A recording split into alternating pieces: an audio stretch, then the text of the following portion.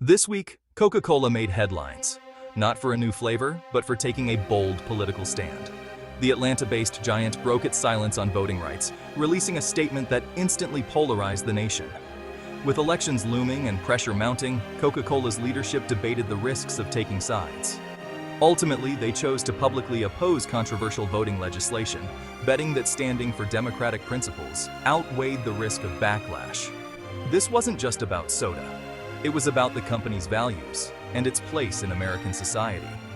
The move set the stage for a high-stakes clash: Coca-Cola, a symbol of American culture, versus Donald Trump, a master of political confrontation.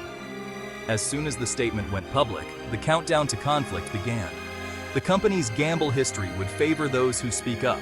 The question, would America? The story was no longer about a beverage. It was about the soul of corporate America, and the world was watching. Say it and hear us. So, what did Coca-Cola actually say? The company openly opposed new election integrity bills, calling them threats to voting access and using the term voter suppression. CEO James Quincy pledged support for federal legislation and committed resources to fight these laws in court. Coca-Cola also launched initiatives to promote voter registration and education. Internally, employees demanded action. Externally, activists pressured the company to take a stand. The brand, long a symbol of unity, was now taking sides in a divisive national debate. This marked a dramatic shift from corporate neutrality. Coca-Cola's message: silence is complicity. The era of apolitical brands was over. Other companies were now on notice. The reaction was instant and explosive. Supporters praised Coca-Cola for defending democracy, flooding social media with #ThankYouCoke.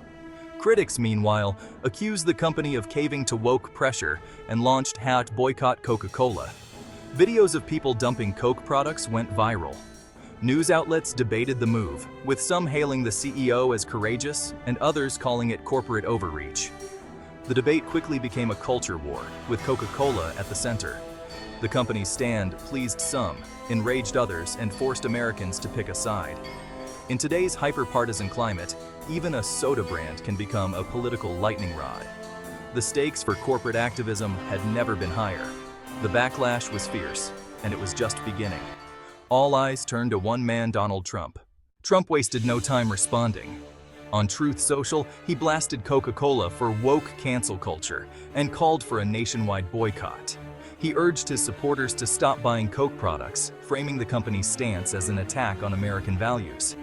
Republican politicians echoed the call, removing Coke from offices and promoting alternatives. Conservative media amplified the boycott, turning it into a loyalty test. Grocery stores, restaurants, and vending machines became battlegrounds. Trump's message was clear: corporations that challenge his agenda will pay a price. The pressure on Coca-Cola intensified overnight.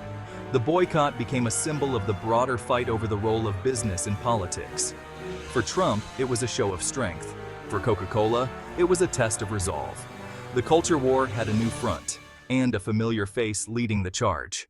At the heart of this clash are two visions for corporate America. Supporters see Coca-Cola's move as responsible activism, using its influence to defend democracy and reflect modern values. They argue that silence in the face of injustice is complicity, and that today's consumers expect brands to take a stand.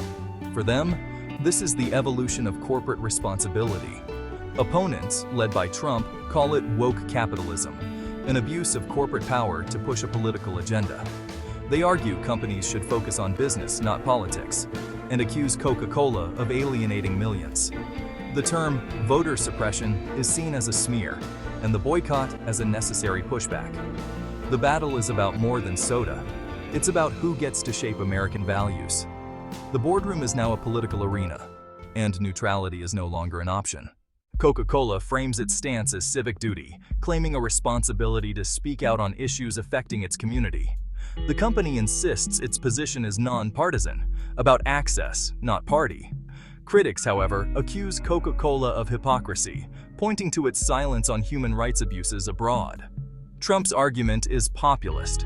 Corporations are out of touch with everyday Americans and shouldn't dictate values. His boycott empowers supporters to fight back against perceived elitism. Detractors say this is just another form of cancel culture, stifling free speech and punishing dissent. The debate isn't about election law. It's about identity, power, and who gets to speak for America. Both sides claim principle, but the real battle is over influence. In this new era, every purchase is a political act. The Coca-Cola Trump clash is a turning point. For Coca-Cola, the future means navigating boycotts and a fractured customer base. For Trump, it's proof of his enduring influence and a rallying cry for his movement. For Americans, it's a sign that even buying a soda is now a political statement. The space for neutrality is shrinking, both for companies and individuals. The market may split along political lines, deepening national divides. This saga raises big questions. What is the role of corporations in democracy? Who decides what values matter?